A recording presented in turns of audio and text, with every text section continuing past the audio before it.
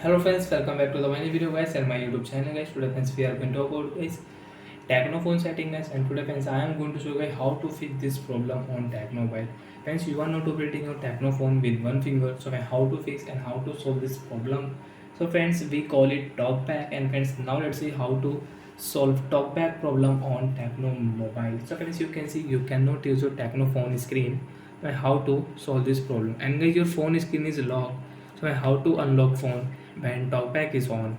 So friends, use your two finger and guys you can unlock your phone screen. So friends, use your two finger, scroll it, and friends click on phone setting guys. One tap on phone setting friends, and friends double tap on phone setting. Then friends click on any setting guys like my phone, and friends use two finger and guys scroll it. And friends, if you use one finger friends, you cannot scroll your screen, so use your two finger guys. One tap on special function, and friends double tap here. Friends, accessibility setting, one tap here, double tap here friends, and then friends you can see a talkback setting. So friends, one tap on talkback, and friends double tap here, and friends click on use talkback setting, and right side this button double tap here.